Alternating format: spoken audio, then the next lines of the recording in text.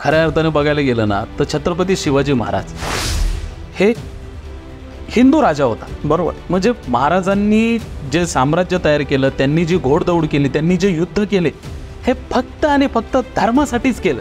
हरामखोर काय म्हणला, गड किल्ल्यांवरती मस्जिद करू. ज्याच्यात दम असेल ना, ज्याच्यात दम, ऑन कॅमेरा सांगतो, ज्याच्यात दम असेल ना त्यांनी गड किल्ल्यांवरती फक्त इथून पुढं फक्त आहे ना इतर धर्मियांचं आहे ना प्रार्थना स्थळ करून दाखवा. जीव गेला तरी बेहतर. ही बाराबलुती समाजाची जी पोरं आहेत, 18 पगड जातीची, ही हिंदू पोरं, आम्ही गड किल्ल्यांवरती जाऊन बसू. आम्हाला हातामध्ये तलवारी घ्यायला लावू नका. आमचं आहे ते. आम्ही परक्या देशामधून इथं आलेलो नाही आहेत. आम्ही हिंदू आहेत.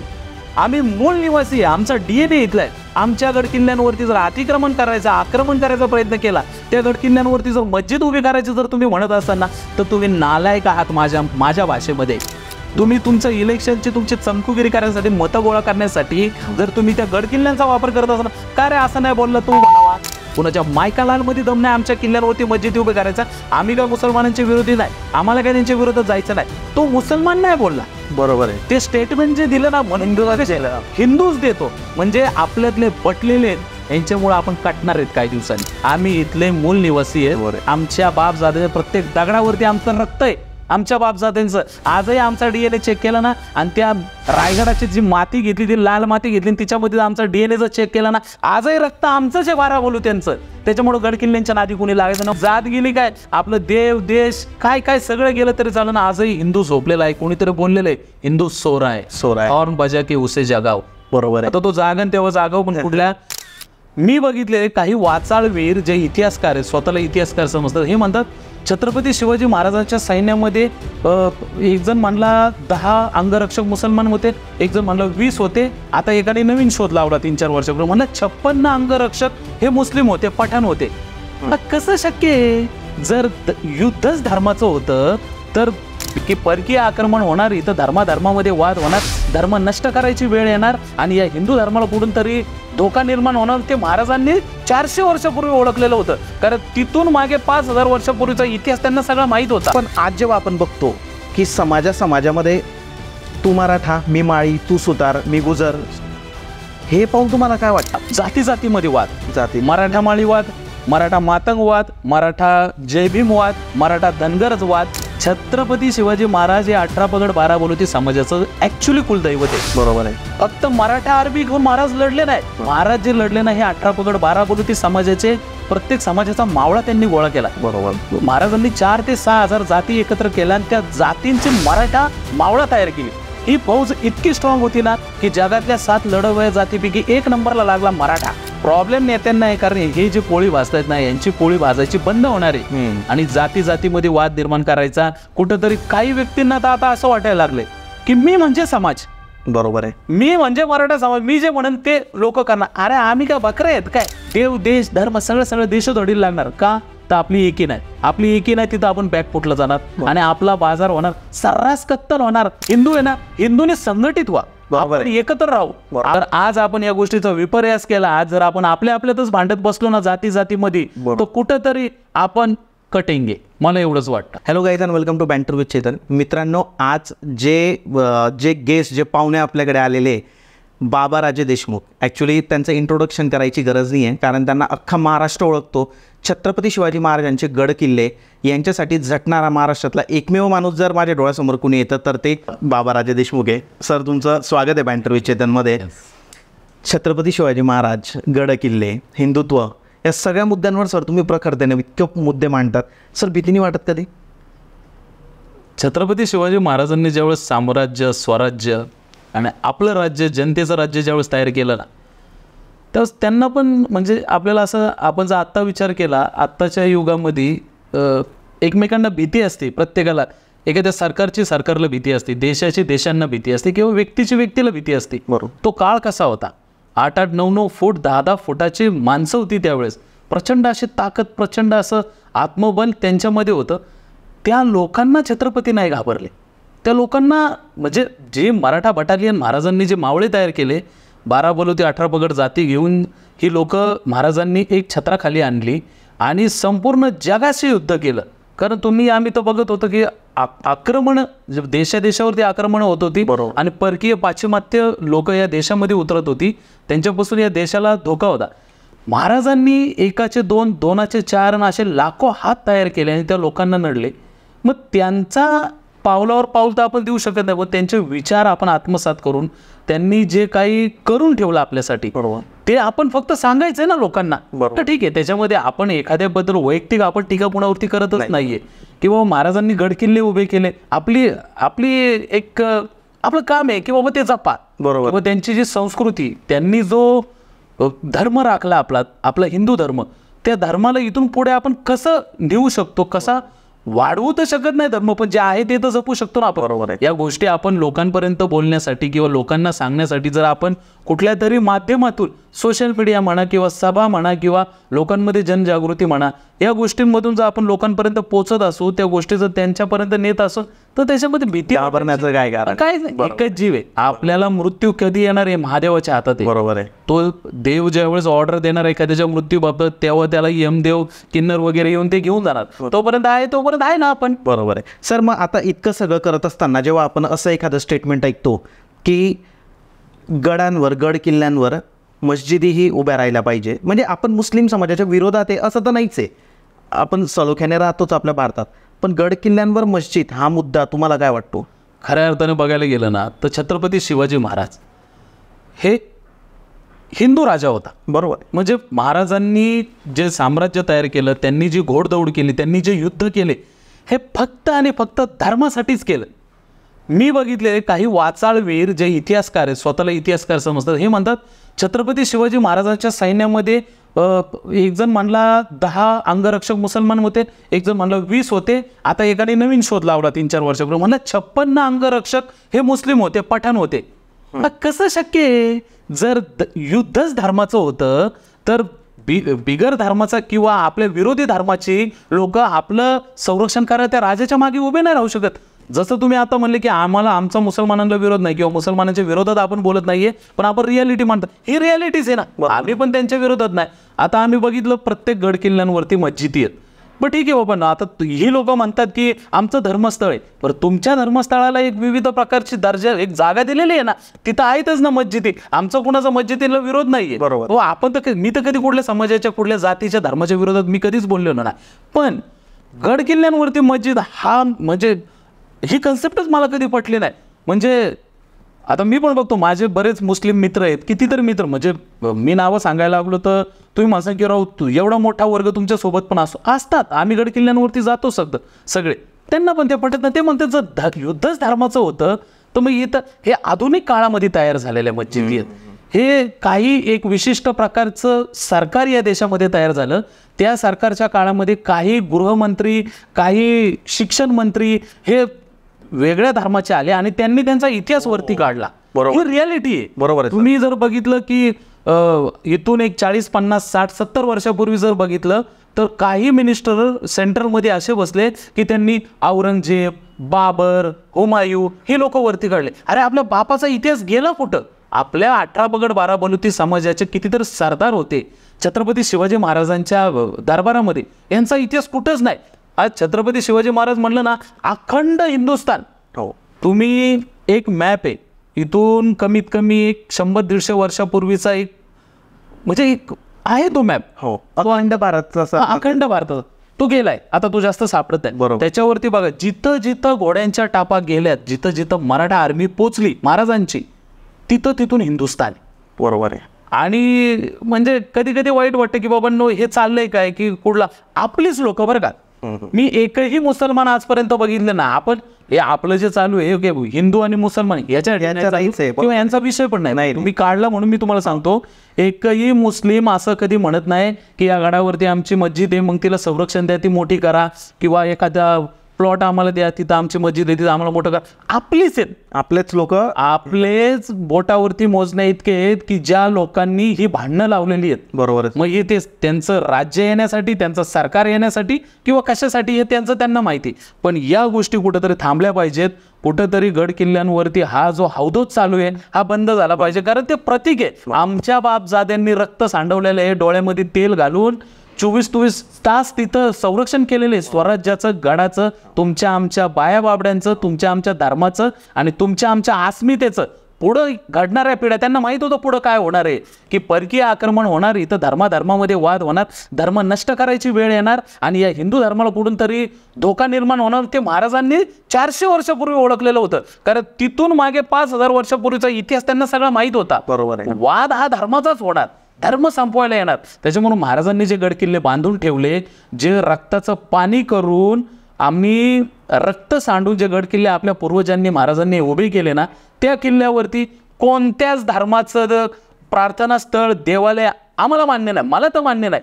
ते हिंदूंचं आहे, तिथं हिंदूंचंच राहणार. आपण कोणावरती आक्रमण करायला जातो, म्हणजे अतिक्रमण करायला जातो? कधीच नाही. मला तुम्ही दाखवा कुठला मराठा समाजाचा, बाराबलुती समाजाचा आहे महाराष्ट्रातला किंवा हिंदुस्थानातला कुठला असा माणूस की बाबा जो देव देश धर्माला मानतो किंवा धर्मासाठी अतिशय प्रतिष्ठेपणाने तो धर्माला स्वतःला जुगारून दिले आणि तो कुठल्या तरी मस्जिदीवर आक्रमण करायला गेला? कधीच नाही. कुठल्या तरी तो जे चर्च उभे आहेत त्या चर्च पाडायला गेला म्हणलं आमचं मंदिर करा? होऊ शकत नाही. मग आमच्या याच्यावरती कुणी येऊ नका. बरोबर आहे. आमचं जे आहे ते आमचं आम्हालाच राहू दे. आम्ही नाही म्हणत की कुणाचं आम्हाला द्या ना, आमचं त्यांना घे. कधीच नाही.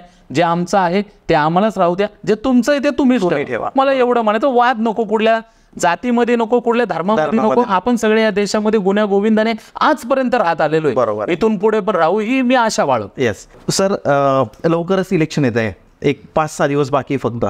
तर इलेक्शनच्या काळामध्ये भरपूर पार्ट्या, सगळ्याच पार्ट्या वेगवेगळे मुद्दे आणतात. काही तर राजकारणाची पातळी एकदम खाली घसरून जाते. तर तुमचं काय मत आहे सर याच्यावर?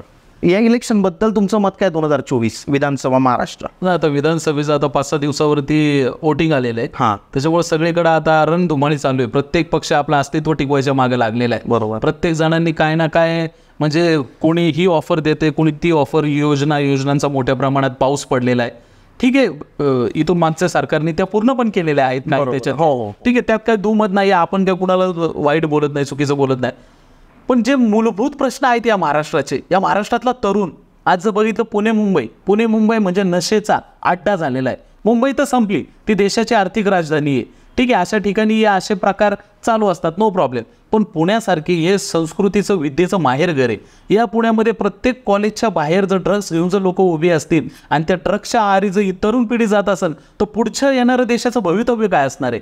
प्रत्येक ठिकाणी कुठं कांड होतो. कधीतरी एखादी पोर्शेसारखी कार येते, एखाद्या गोरगरिबाच्या पोरांना उडवते, कुठेतरी पोलीस यंत्रणा मॅनेज होती, कुठेतरी नेत्यांचे फोन येतात, आमदार खासदारांचे फोन येतात, ते प्रकरण दाबण्याचा प्रयत्न होतो. कुठेतरी पत्रकारांना पण त्रास होतो. आजकाल आपण बघितलं, काही पत्रकारांना दाबण्याचा प्रयत्न केला जातो. पण पत्रकार ही अशी लोक आहेत की ती शक्यतो दबली जातात, काही दबले जातात, पर्याय नसतो तिथं. मग हे जे प्रकार चालू आहेत ना, हे प्रकार सरकारने यांना आळा घातला पाहिजे. हे कुठेतरी थांबलं पाहिजे. याच्यामध्ये इलेक्शनमध्ये बघितलं, आता बऱ्याच ठिकाणी सभा होत आहेत, मोठमोठाले नेते फिरतायत. त्यांना त्यांच्या काहींनी तर घराणेशाही चालू केलेली ही पूर्वीपासून आहे. त्यांना त्यांच्या घराण्याचं अस्तित्व टिकवायचं आहे, स्वतःचं अस्तित्व टिकवायचं, किंवा इथून पुढे येणाऱ्या त्यांच्या पिढ्यांचं अस्तित्व टिकवायचं, प्रॉपर्टी जपून ठेवायचे. असो, ज्याचा त्याचा प्रश्न, आपल्याला त्याच्याशी काही घेणं देणं नाही, किंवा आपलं नाव काय त्यांचं सातबारायला लागणार नाही, किंवा आपल्या सातबारायला त्यांचं नाव लागणार नाही. बरोबर. पण मी एक मुद्दा बघितला परवा दिवशी, कुठेतरी मराठवाडा, विदर्भ, कुठेतरी एक सभा चालू होती जिथं, आणि विशेष म्हणजे उद्धव साहेब ठाकरे हे म्हणजे स्वर्गीय हिंदू हृदय सम्राट बाळासाहेब ठाकरे हे ज्यांना आजही हा महाराष्ट्रातला काय देशातला तरुण फॉलो करतो, बाळासाहेब ठाकरे, ते नेहमीच आदरणीय आहेत. ते हिंदुत्वाची धगधगती तोफ आजही आहे. माझं वय तर तेव्हा खूप कमी असेल, आणि जेव्हा ते त्यांचे भाषण लागायचे ना, अंगावर काटे यायचे. 100% नाही, ते व्यक्तिमत्व फार वेगळं, म्हणजे त्यांची बरोबरी गुणाशी आजपर्यंत होऊ शकत नाही राजकारणामध्ये. तर बघितलं तर एक नेता म्हणजे त्यांच्या स्टेजवरती बोलला की बाबा, जिथे जिथे महाराष्ट्रामध्ये गडकिल्ले आहेत त्या गडकिल्ल्यांवरती, प्रत्येक किल्ल्यावरती एक मस्जिद उभी केली जाईल. म्हणजे त्यांच्या पक्षाचा मन हेलावून टाकणारी, म्हणजे प्रचंड असा राग निर्माण करणारं ते स्टेटमेंट होतं. तुमचं राजकारण बाजूला ठेवा, तुमची जात बाजूला ठेवा, तुमचा धर्म बाजूला ठेवा, आमच्या गडकिल्ल्यांवरती यायचं नाही. बरोबर. आमचे गडकिल्ले, आमच्या बापांनी, आमच्या परदादांनी, आमच्या पूर्वजांनी उभे केलेले गडकिल्ले, रक्त सांडून आमचं रक्त सांडवलंय. आमच्या कितीतरी बायकांच्या बांगड्या फुटलेल्या आहेत, आमच्या बायकाच्या कपाळावरचं कुंकू पुसलेलं आहे, आमच्या कितीतरी बायका विधवा झालेल्या आहेत, आमच्या पोरींनी, आमच्या सुना कितीतरी विधवा झालेल्या आहेत, आमच्या पोरींनी स्वतःच्या हाताने स्वतःच्या बांगड्या फोडलेल्या आहेत, आणि आयुष्यभर त्यांची अख्खी जवानी त्यांची वाया गेलेली आहे. का तर नवरे मेलेले ते गडकिल्ल्यांवरती मेलेले. बरोबर. का मेले? तर या स्वराज्याचं रक्षण करण्यासाठी, या धर्माचं, देव देश धर्म हे टिकून राहावं, यांचं अस्तित्व या देशामध्ये टिकून राहावं, आणि मराठ्यांनी स्वतःच्या म्हणजे सगळ्या प्रकारचे त्यांनी मी कावे तोडले, स्वतःचं रक्त सांडवलं, पण धर्माचं रक्षण केलं. त्यांच्यासाठी आम्ही आहुती दिलेले आहेत, आमच्या पूर्वजांनी आहुती दिलेले आहेत. त्या पवित्र जागी, त्या गडकिल्ल्यांवरती जर तुम्ही म्हणत असाल प्रत्येक किल्ल्यावरती मस्जिद बांधू, तर माझी विनंती असेल, मी कुठल्या पक्षाचा प्रचार करत आहे, मला काही घेणं देणं पण नाही, मी कुठल्या पक्षाचा पण नाही, माझी विनंती असेल, यांना मतं देऊ नका.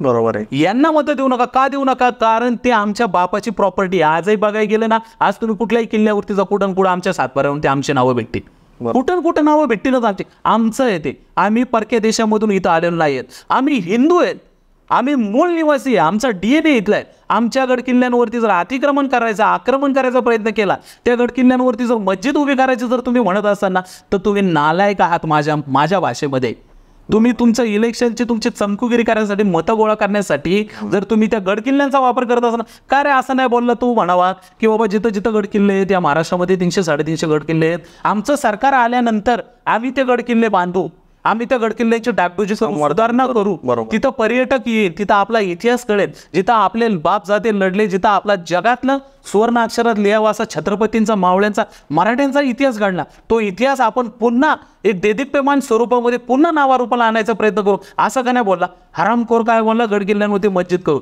ज्याच्यात दम असेल ना, ज्याच्यात दम, ऑन कॅमेरा सांगतो, ज्याच्यात दम असेल ना, त्यांनी गडकिल्ल्यांवरती फक्त इथून पुढं फक्त आहे ना, इतर धर्मियांचं आहे ना प्रार्थना स्थळ करून दाखवा. जीव गेला तरी बेहतर. ही 12 बलुती समाजाची जी पोरं आहेत, 18 पगड जातीची, ही हिंदू पोरं, आम्ही गडकिल्ल्यांवरती जाऊन बसू. आम्हाला हातामध्ये तलवारी घ्यायला लावू नका. का? आमचं करिअर आहे ना. आम्ही सगळ्याच बाजूने केसेस, मराठा मोर्चामध्ये वाटोळं केसेस, या मोर्चामध्ये वाटोळं केसेस, त्या मोर्चामध्ये वाटोळं केसेस, सगळीकडे जर आम्हाला केसेसमध्ये जर गुंतवायचं असेल ना, तर 350 वर्षापूर्वीचा काळ यायला वेळ लागणार नाही. बरोबर आहे सर. नुसताच मराठा नाही उतरणार, तर तुमच्या विदर्भातून विदर्भवासी उतरणार, मराठवाड्यातून मराठवाडावासी उतरणार, हा पश्चिम महाराष्ट्र, तो कोकण, तो तळकोकण, ती मुंबई, तिकडं तुमचा उत्तर महाराष्ट्र, इथून 18 पगड 12 बलुती समाजाचा हिंदू उतरणार आणि त्या गड किल्ल्यांवरती जाऊन राखण करणार. कुणाच्या मायकालालमध्ये दम नाही आमच्या किल्ल्यांवरती मस्जिद उभे करायचा. आम्ही काय मुसलमानांच्या विरोधी नाही, आम्हाला काय त्यांच्या विरोधात जायचं नाही. तो मुसलमान नाही बोलला. बरोबर आहे. ते स्टेटमेंट जे दिलं ना, म्हणून हिंदूच देतो, म्हणजे आपल्यातले पटलेले आहेत, यांच्यामुळे आपण कटणार आहेत काही दिवसांनी. हे नालायक येतात, या नालायकांमुळेच आपली वाट लागणार. नालायक आपलेच आहेत. कुठल्याच धर्माचा माणूस येत ना, ख्रिश्चनाचा माणूस येतो ना, मुसलमानाचा माणूस येतो, कोणच आपल्याला ललकारत नाही, कोणच वाईट बोलत नाही हिंदूंना. आजही इथं सगळे एकत्र राहतात. पण गडकिल्ल्यांच्या जर नादी कोण लागलं तर रक्त सांडायची तयारी या हिंदूंची आजही, त्या मराठ्यांची 12 बलुती 18 पगड समाजाची आमची आजही गडकिल्ल्यांवरती आहे. आमच्या बापजात्यांनी सांडवलं, आम्ही सांडवलं म्हणून काय झालं? बरोबर. हो, वाईट एका गोष्टीचं वाटलं की स्वतः उद्धव साहेब तिथं होते, साहेबांच्या समोर हे स्टेटमेंट जाते, तुम्ही करताय का? आमची प्रॉपर्टी आहे ती, आमच्या बाबा, आम्ही काय महाराष्ट्राच्या बाहेरचे नाही आहेत. आम्ही कुठला गुजरात किंवा उत्तर प्रदेश किंवा राजस्थानमधून आलो इथं शिफ्ट झालो असं नाही. आम्ही इथले मूल निवासी आहेत. आमच्या बापजात्याच्या प्रत्येक दगडावरती आमचं रक्त आहे, आमच्या बापजात्यांचं. आजही आमचा DNA चेक केला ना, आणि त्या रायगडाची जी माती घेतली, ती लाल माती घेतली, तिच्यामध्ये आमचा DNA जर चेक केला ना, आजही रक्त आमचंच आहे 12 बोलू त्यांचं. त्याच्यामुळे गडकिल्ल्यांच्या नादी कोणी लागायचं ना. ऑन कॅमेरा सांगतोय, काय घंटा जे व्हायचे ते होईल, काय फरक नाही पडत. किल्ल्यांपासून दूर राहा आणि मस्जिद बांधायचं स्वप्न बघू नका. जो आमदार या अशा गोष्टींमध्ये पुढाकार करेल ना, त्याच्या खानदानात कोण निवडून नाही येणार. बरोबर आहे सर. ह्या महाराष्ट्रामध्ये हा नवीन पायंडा पडला पाहिजे. गडकिल्ल्यांचं भांडवल करू नका, तिथं राजकारण करू नका. ते आमच्या राजाचं, आमच्या छत्रपतींचं, ते आमचं मंदिर आहे. मंदिरावरती कुणी येऊ नका आणि कुणी अतिक्रमण करू नका. आमची हात जोडून विनंती आहे. आमचं हे आम्हालाच राहू द्या, तुमचं तुम्हालाच ठेवा. आम्हाला कुठल्या धर्माशी वाद नाही, कोणाशी आम्हाला विटंबना नाही, किंवा कुणाशी आम्हाला मत्सर नाही आहे. आम्हाला सर्वांशी प्रेम आहे. आम्ही म्हणतो ना, देव देश धर्म सर्व धर्म समभाव. तुम्ही केलाय ना, ठीक आहे बाबा, आमचा पण सपोर्ट आहे त्याच्यात. हिंदू नेहमीच मागं पडत आलेला आहे. हिंदूंना काही घेणं देणं राहिलं ना. आपला धर्म गेला काय, आपली जात गेली काय, आपलं देव देश काय काय सगळं गेलं तरी चाललं ना. आजही हिंदू झोपलेला आहे. कोणीतरी बोललेलं आहे, हिंदू सोरा आहे, और बजा के उसे जगाव. बरोबर आहे. आता तो जागन तेव्हा जागाव, पण कुठल्या जातीमध्ये वाद करायचा नाही, कुठल्या धर्मामध्ये वाद करायचा नाही. आपल्याला गुन्ह्या गोविंदाने राहायचंय. सगळे चांगले तर आपण चांगले. बरोबर आहे. बस एवढंच. सगळे वाईट तर मग आपल्याला वाईट व्हायला वेळ लागणार नाही. बरोबर आहे सर. एवढंच. सर, तुम्ही जसं तुमच्या सोशल मीडियाच्या अकाउंटला पण लिहिलेलं आहे की 12 बलुतेदार आणि 18 पगड जाती. तुम्ही तुमच्या शब्दांमध्ये पण असं नेहमी येतं की 12 बलुतेदार 18 पगड जाती. याच पण आज जेव्हा आपण बघतो की समाजामध्ये तू मराठा, मी माळी, तू सुतार, मी गुजर, हे पाहून तुम्हाला काय वाटतं? तर हे पाहून मला ॲक्च्युली हे जे समाजकंटक आहेत प्रत्येक समाजामध्ये, धर्म तर एकच आहे ना आपला हिंदू, बरोबर आहे. आपल्या तुमच्या जन्म दाखल्यावरती बघा, आपल्या TC वरती बघा काय लिहिलंय, हिंदू, त्याच्या पुढे आपली पोटजात टाकली. टाकली. पोट जातीचा अर्थ असा होतो की आपलं 12 बलुते 18 पगड जातीचं जे बलुतं आपल्याकडे आहे त्या बलुत्याचा तो समाज तयार झाला आणि त्या समाजानुसार आपण या देशामध्ये या राज्यामध्ये आपण त्या समाजाचा जातीनुसार पगडा आपल्या अंगावरती घेताना आपण जात म्हणून मिरवायला लागलो. बरोबर. आता एवढ्या एक 10 वर्षामध्ये मी बघितलं, इथून मागे एवढं नव्हतं पण एवढं 10 वर्षामध्ये मी बघितलं जाती जातीमध्ये वाद, जाती, मराठा माळी वाद, मराठा मातंग वाद, मराठा जयभीम वाद, मराठा धनगरज वाद. अहो हर एक प्रकारच्या जातीबरोबर प्रत्येक जातीचा वाद वाद वाद चालू झाला. बरं वाद का चालू झाला? कुठला तरी नेता येतो त्या समाजाचा, त्यांचा कोणतरी महापुरुष असतो, त्यांना घेतो आणि तो समाज त्या समाजाला बाजूला करतो, वाद लावतो मराठ्यांबरोबर. बरोबर. मराठ्यांचा कोणतरी, आता मराठ्यांचं कुळदैवत झाले छत्रपती शिवाजी महाराज, त्या गोष्टीचं मला वाईट वाटतं आणि प्रचंड राग येतो आमच्या समाजाचा. बाबा हे काय चाललंय? छत्रपती शिवाजी महाराज हे 18 पगड 12 बलुती समाजाचं ऍक्च्युली कुलदैवत आहे. बरोबर आहे. फक्त मराठा अरबी घेऊन महाराज लढले नाहीत. महाराज जे लढले नाही हे 18 पगड 12 बलुती समाजाचे, प्रत्येक समाजाचा मावळा त्यांनी गोळा केला. बरोबर. महाराजांनी 4 ते 6 हजार जाती एकत्र केल्या आणि त्या जातींची मराठा मावळा तयार केली. ही फौज इतकी स्ट्रॉंग होती ना की जगातल्या 7 लढवया जातीपैकी 1 नंबरला लागला मराठा. बरोबर. आजही त्यांना कोण चॅलेंज नाही करू शकत. आजही उद्या परत तमाशा पाकिस्तानवाल्यांनी कधीतरी म्हणू द्या, महाराष्ट्र खूप झाला, नुसता महाराष्ट्र नुसता लघवी जरी तर ते वाहून जाईल. बाकी चुकीचा शब्द वापरला पण ते बरोबर आहे. बरोबर आहे. ही खासियत आपल्या महाराष्ट्राची आहे. बरोबर आहे. पण जाती जातीमध्ये जेव्हा आता मराठा आरक्षणामध्ये मी बघितलं प्रत्येक जातीबरोबर, माळी समाजाबरोबर वाद, धनगर समाजाबरोबर वाद, इकडं आपल्या जयभीम समाजाबरोबर वाद.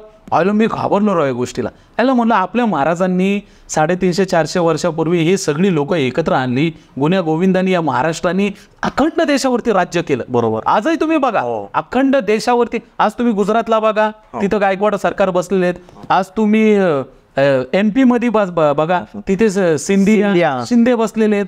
तुम्ही राजस्थानमध्ये बघा तिथं पण शिंदे बसलेले आहेत. तुम्ही कर्नाटकमध्ये बघा शितोळे सरकार बसलेले आहेत. तुम्ही तंजावरमध्ये बघा भोसले सरकार बसलेले. देशातल्या प्रत्येक ठिकाणी, आणि तुम्ही MP मध्ये जरी बघितलं ना तरी तिथं होळकर बसलेले आहेत. हो. धनगर हे कोण आहेत? हे आपले आहेत. बरोबर आहे. आपण 12 बलुती जे आपण आहेत, आपण एकत्र आहेत. यांच्यामध्ये आज इतक्या मोठ्या प्रमाणात वाद लागलेले ना. वाद कशासाठी? मतांचं राजकारण. मराठा समाजाला कुठं तर आमच्या आरक्षणाचा प्रश्न बाजूलाच राहिला.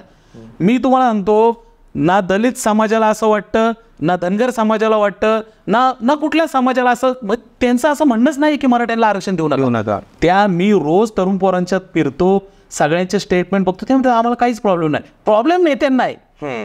प्रॉब्लेम नेत्यांना आहे, कारण हे जे पोळी भाजतायत ना यांची पोळी भाजायची बंद होणार आहे. आणि जाती जातीमध्ये वाद निर्माण करायचा कुठंतरी काही व्यक्तींना तर आता असं वाटायला लागले की मी म्हणजे समाज. बरोबर आहे. मी म्हणजे मराठा समाज, मी जे म्हणेन ते लोक करणार. अरे आम्ही काय बकरे आहेत काय? एक बकरा पुढे गेलं म्हणून बाकीच्या बकऱ्यांची लाईन लागली, सगळी खड्ड्यात पडली. खड्ड्यात पडायचे दिवस गेले. सोशल मीडिया आहे, इंटरनेट आहे, गुगल आहे, लोक प्रचंड हुशार आहे लोक. इथं पूर्वीच्या काळात चालायचं, एखादा नेता बोलला किंवा एखादी हुशार व्यक्तिमत्व बोललं की लोक त्याला सपोर्ट करायला त्याच्या मागे जायचे. आता नाही. माझी विनंती असं या 12 बलुती समाजाला वाद घालू नका, एकमेकांमध्ये नका लढू. हिंदू जर हिंदू बरोबर वाद घालायला लागला, उद्या जर परकीय आक्रमण या देशावरती झालं, बरोबर बघा जर परकीय आक्रमण या देशावरती झालं आणि आपल्या तसं वाद लागला तर हिंदू म्हणून लढणार कोण? मराठा लढणार, माळी लढणार, कोळी लढणार, तेली लढणार, मातंग लढणार, कोण लढणार? कोणच लढणार नाही. त्याच्यामुळं आपली एकी ही कायम ठेवा. जाती जातीमध्ये जे वाद चालू आहेत, जे आपण आपल्या धर्माचा उद्योग करून घेतलाय ना, देव देश धर्म ही गोष्ट बाजूला राहिली, जाती जातीत वाद निर्माण करायला लागले. त्याच्यामुळं आपण कुठेतरी बॅकफुटला गेलो. एक दिवस आता अशी वेळ येईल ना, एक दिवस या हिंदुस्थानवरती परकीय आक्रमण होणार आणि त्या परकीय आक्रमणामध्ये जसे आपण 2000, 1000, 500 वर्षापूर्वी जसे चिरडले जात होतो ना, ती परिस्थिती या देशामध्ये जर नाही झाली तर बघा तरुण संपणार. देव देश धर्म सगळं देशोधडीला लागणार. का? तर आपली एकी नाही. आपली एकी नाही तिथं आपण बॅकफुटला जाणार आणि आपला बाजार होणार, सर्रास कत्तल होणार, सर्रास घरातल्या बायका उचलल्या जाणार, सर्रास लहान लहान मुलींवरती अत्याचार होणार. त्याच्यामुळं माझी विनंती असेल या 18 पगड 12 बलुती समाजाला, हिंदू आहे ना, हिंदूने संघटित व्हा, आपण एकत्र राहू. आपण आपला जो पूर्वज आहे, आपला जो इतिहास आहे, आपला जो DNA चालत आलेला आहे, आपल्या रक्तामध्ये जे जेनेटिक पॉवर आहे ना, जगात कुणामध्ये नाहीये, हे फक्त हिंदूमध्ये आहे. आणि हिंदूने ती टिकून ठेवली पाहिजे. जर आज आपण या गोष्टीचा विपर्यास केला बघा, आज जर आपण आपल्यातच भांडत बसलो ना जातीमध्ये, तर कुठंतरी आपण कटेंगे, मला एवढंच वाटतं. बरोबर. त्याच्यामुळे एकत्र राहायला पाहिजे.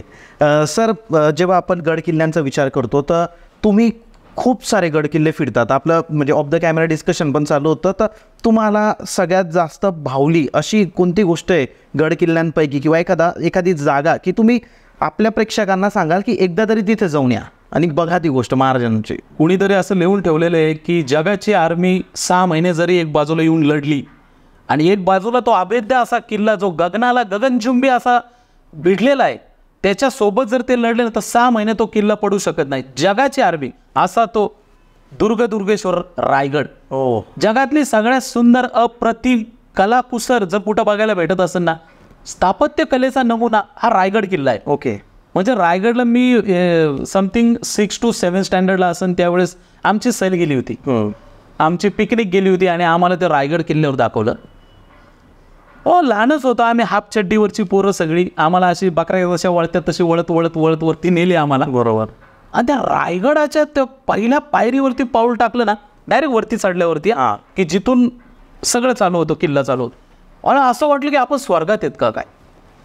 तो किल्ला इतका अभेद्य आहे, तो किल्ला इतका सुंदर आहे. आत्तापर्यंत मी त्या किल्ल्यावरती कमीत कमी 400 ते 500 वेळा गेलो असं. सर काय सांग? 400 ते 500 हे सगळ्यांना माहिती आहे.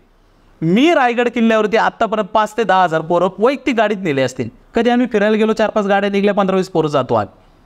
आणि तो किल्ला इतका सुंदर आहे की त्या किल्ल्यासारखा किल्ला म्हणजे बरेच किल्ले आहेत, मग तसा अभेद्य किल्ला, तसा राजगड पण आहे, तसा रायगड पण आहे. पण रायगड महाराजांनी जी त्यांच्या आयुष्याची काही वर्ष राजगडावर काढली, त्याच्यानंतर त्यांनी रायगडावरती काढली ना. रायगड का त्यांनी राजधानी केली? का तर हिंदुस्थानची सगळी सूत्र त्यांनी रायगडवरून हलवली. असं की त्याच्या 1 किलोमीटर, ज्यावेळेस माणूस 1 किलोमीटर जवळ येतो ना तरी पण तो किल्ला दिसत नाही. अरे बापरे. 7 रांगांमध्ये तो सह्याद्रीच्या तो किल्ला मधोमध्ये, बरोबर, त्याच्या 500 मीटर जवळ गेल्यानंतर ती माची दिसते, तोपर्यंत तो किल्ला कोणालाच दिसत नाही. असा तो अभेद्य किल्ला. पण वाईट या गोष्टीचं वाटतं की तिथं वापरलेले काही घाणेरड्या गोष्टी, दारूच्या बाटल्या, तंबाखूच्या पुड्या, सिगरेटची पाकिटं, गुटखेच्या पुड्या आणि नको त्या वस्तू ज्यावेळेस तिथं बघायला भेटतात ना, त्यावेळेस मन हेलावून जातं. बरोबर. की बाबा जगातल्या सगळ्यात बलाढ्य, सगळ्यात श्रीमंत आणि जगातला सगळ्यात मोठा नीतिवान राजा जर कुठं नांदला असेल, त्या राजाने जर या जगाची सूत्र, या जगाला व्यापार जर कुठून दाखवला असेल ना, मराठ्यांनी त्या किल्ल्यावरून दाखवला, रायगडावरून. सर, या जगाचा व्यापार या रायगड किल्ल्यावरून चालत होता. आणि तो रायगड किल्ला म्हणजे श्रीमंतीचं प्रतीक असा तो रायगड किल्ला होता. पण आजपर्यंत या देशाला लोकशाही आल्यापासून 75-80 वर्ष झाली, आपण संविधानावरती चालतो. बाबा हाच जर किल्ला इंग्लंडमधील, लंडनमध्ये किंवा व्हॉट एव्हर फॉरेन पण असताना त्या लोकांनी हिरे, माणिक, मोती, चांदी, सोन्याचा पत्र लावून ते किल्ले आहे तसे ठेवले असते. इव्हन हे सोडा, हे किल्ले गुजरातमध्ये जरी असते ना तरी ते किल्ले अप्रतिम सुंदर ठेवले असतील. पण आपलं दुर्दैव इतकं बेकार आपलं की ते किल्ले आजही भग्न अवस्थेत पडलेले. बरोबर आहे. तेच नाही तर 350 किल्ले या महाराष्ट्रात, 340-360 किल्ले आहेत, ते भग्न अवस्थेमध्ये पडलेले आहेत. आणि प्रचंड असं वाईट वाटतं की बाबा नो, हे किल्ले कोण रिपेअरच करत नाही, कोणाला घेणं देणं नाही. इलेक्शन आले की शिवाजी महाराजांचं नाव वापरायचं, किल्ल्यावरती जायचं, एखादा नारळ फोडायचा, फोटो काढायचे, तिथून निघून यायचं, झाला विषय संपला. बरोबर आहे. बाबाराजे देशमुख हे नाव जेव्हा आपण बघतो तर एक तडफदार नेतृत्व वाटतं. असं प्रत्येक गोष्ट सांगताना त्यांची थॉट्सची क्लॅरिटी, त्यांच्या विचारांची जी क्लॅरिटी आहे ती अतिशय हे की म्हणजे तुम्ही आज सर स्वतः मराठा आहे, तुम्ही आता जेव्हा बोलतात त्या 12 बलुतेदार, 18 पगड जाती, तुम्ही सगळ्यांना घेऊन चालणारा माणूस वाटतो. एक राजकारणाचा जर विचार केला तर भरपूर पक्षांनी तुम्हाला सोबत घेऊन मतंही मिळवले आजपर्यंत. पण तुम्ही कधी कोणता पक्ष का जॉईन करत नाही? नाही, ऍक्च्युली बघायला गेलं तर आजपर्यंत मी राजकारणात वर्जिन माणूस आहे. ओके. मी राजकारणातच गेलो नाहीये. माझा काय कोणी वापर केला नाही आणि मी काय कोणाला वापर होऊन माझा दिलेला नाहीये. आणि राजकारणाच्या संधी मला खूप वेळा आली, मला खूप ऑफर आले. म्हणजे एखाद्या चांगल्या आमदाराला, एखाद्या माजी मंत्र्याला किंवा एखाद्या खासदाराला जेवढे ऑफर नाही तेवढे मला ऑफर आलेले आहे प्रत्येक पक्षातून. पण आजपर्यंत मी कधी म्हणजे गेलो नाहीये, राजकारणात गेलो नाही. बरोबर. मी का नाही गेलो या गोष्टीचं एक माझ्याच मनामध्ये कुतूहल आहे. पण एक वेळेनुसार माणसांनी बदलावा, माणसांनी चेंज व्हावा, ही गोष्ट मला मान्य आहे. बरोबर. मला माझा मित्रपरिवार भेटतो, मला फॉलो करतात ती लोक भेटतात, ज्यांनी मला उचलून धरला आजपर्यंत ती भेटतात, ज्यांनी सोशल मीडियावरती मला मोठा केला ती भेटतात. मी त्यांचे लाईफ टाईम आभारी आहे लोकांचा. बरोबर. यांचे उपकार आहेत माझ्यावरती. का तर या लोकांनी जर आपल्याला त्यावेळेस व्हायरल नसतं केलं, या लोकांनी आपल्याला त्यावेळेस त्यांच्या स्टेटसला नसतं ठेवलं, त्यांच्या अकाउंटला नसतं सोडलं, तर बाबाराजे देशमुख हे नाव फक्त एक मावळापुरतं मर्यादित राहिलं असतं. बरोबर आहे. या लोकांनी मला अर्ध्या भारतामध्ये पोहोचवलं. या लोकांचा मी नेहमीच ऋणी आहे, आभारी आहे. पण कधी राजकारणात जायचं आजपर्यंत कधी विचार न आला. पण विचार म्हणजे इथून मागे पण जरासा चालू होता, आता पण चालू, इथून पुढे पण चालू असेल. पण बघू, जे आपल्याला योग्य वाटेल ते योग्य वेळी योग्य पाऊल हे उचललं पाहिजे आणि ते आपण उचलू. बरोबर. त्याशिवाय एकटं लढण्यात मजा नाही. किती दिवस तुम्ही एकटे लढणार आहे? त्याच्यामुळे संघटन, आणि माझं एक संघटन आहे मराठा साम्राज्य संघ नावाची एक संघटना आहे, जी आम्ही स्कूल कॉलेज पासून चालवत आलेलो आहे. ती खूप मोठी संघटना आहे. पण कालांतराने मी ते काम पण जरा बंद केलं. अरे राजकीय खूप त्रास होतो या गोष्टीमध्ये. तुम्ही एकटं नाही लढू शकत. तुम्ही एखाद्या बलाढ्य आमदाराला, खासदाराला तुम्ही क्रॉस जाऊन किती दिवस जाणार? मग तुमच्यावरती कुठेतरी खोटे गुन्हे दाखल होतात, कुठेतरी तुमच्यावरती खंडणीचा गुन्हा दाखल होतो, कुठेतरी तुमच्यावरती काय ना काय होत असतं. त्याच्यामुळं पण राजकारणाशिवाय ताकद नाही, ही गोष्ट तेवढीच खरी आहे. कारण हे संघटन जे असतं, एखाद्या पक्षाचं पाठबळ, पक्षाची ताकद ही फार वेगळी असते. त्याचा विचार अजून केला नाही. जेव्हा करण तेव्हा सगळ्यांच्या विचारांनी करण, त्यांचा विचार घेईन आणि त्या विचारानुसार चाल. बरोबर सर. म्हणजे तुम्ही बोलतात तर एक अंगावर शारे येतात असं तुमचं वक्तृत्व आहे बघायला गेलं तर. आणि सर बघायला गेलं तर मागच्या काही एक 6-7 वर्षापासून तुमचे काही स्टेटमेंट असतात किंवा तुमच्या काही कॉल रेकॉर्डिंग्स असतात, ते बाकीचे लोक शेअर करतात यूट्यूबला आणि त्यांना व्ह्यूज मिळतात. पण असं कधी वाटलं नाही सर मला की तुम्ही तुमचं चॅनल यूट्यूबला ओपन करावं? आणि कारण तुमचे मुद्दे लोकांना ऐकायचे, तुमचं संभाषण लोकांना ऐकायचे. नाही, एक मला आत्ताच मध्ये एक 6-7 महिन्यापूर्वी एक जण मला आत्ता मुंबईला भेटला होता, लोखंडवालाला. तर मराठी पोरगे आपलं. तर मला भेटलं, मला म्हटला मी तुमचा खूप मोठा फॅन आहे. म्हणलं नाही फॅन बिन असं काय नसतं, हा गैरसमज असतो. असं काय ना, माझे काही स्टेटमेंट तुला आवडतात, सो तू सहमत आहे मला, बस याच्या पलीकडे काय नाही. तो म्हणलं मी तुमच्या नावावरती 40 लाख रुपये कमवले. म्हणलं चायला माझ्या नावावर 40 लाख? मला कसं काय? मला आजपर्यंत जेवढ्या पण व्हिडिओ फिरत होत्या ना, त्याच्यातले 70% व्हिडिओ मी फिरवलेले आहेत आणि यूट्यूबला मला तेवढा प्रीमियम आलेला आहे. म्हणला टॅक्स कट होऊन त्याने मला अख्ख्या इंटऱ्या दाखवल्या. मी शॉक झालो. शाळेला म्हणलं या 40 लाखातले 20 लाख रुपये मी एखाद्या गड किल्ल्याला खर्च केले असते, नाही तर गोरगरिबांच्या पोरांचे लग्न लावून दिले असते आम्ही. काही पोरांच्या ॲडमिशनला पैसे नसतात ते दिलं असतं. कितीतरी पोरं असे की ज्यांना शाळेमध्ये जायला पैसे नाही, आजही रोडला ती त्यांचे आई वडील दगड फोडायचं काम करतात, कुठेतरी यांचे पैसे भरले असते. बरोबर. जागायला किती पैसे लागते तो? खरी गोष्ट. त्यावर जेवढं पुरतं पोट भरलं पाच झालं ना, किती लॅविश लाईफ जगून जाणार. आता कंटाळा आला त्या लाईफचा. बरोबर आहे. अरे नंतर मी म्हणलं तेव्हा माझ्याबरोबर जो होता तो मला म्हणलं एक काम करा ना, आपणच चॅनल काढून नाही. हे म्हणलं जाऊ दे रे, आपल्याला ते जमणार नाही. म्हणलं नाही, तुम्ही विषय येस येस येस सर, एक चॅनल पाहिजे. आणि आता पॉडकास्ट झाल्यानंतर आम्ही एक चॅनल क्रिएट करतोय आणि त्या चॅनलची लिंक मी डिस्क्रिप्शनमध्ये टाकणार आहे. तर तुम्ही सगळ्यांनी सरांचं चॅनल, राजेंचं चॅनल सबस्क्राईब करा आणि त्यांचे विचार ऐका. म्हणजे रोज सकाळी इतके चांगले छत्रपतींबद्दल ते बोलतील त्या चॅनलवर, सामाजिक ज्या घटना घडत आहेत त्या गोष्टींबद्दल बोलतील, मराठा समाजाला आरक्षण कशा प्रकारे मिळू शकतं याबद्दल तांत्रिक मुद्दे मांडतील. या सगळ्या गोष्टींवर राजे तिथे चर्चा करतील. आणि खूप खूप धन्यवाद तुमचं, तुम्ही आलेच सर. आणि म्हणजे इतकं बरं वाटलं आज ऐकून की खूप छान. जे आपण मी टीव्हीत बघायचो, मोबाईलवर बघायचो, आज प्रत्यक्ष तुमच्या विचार ऐकायला मिळाले sir. Thank you so much. Yes thank you. जय शिवराय. जय शिवराय.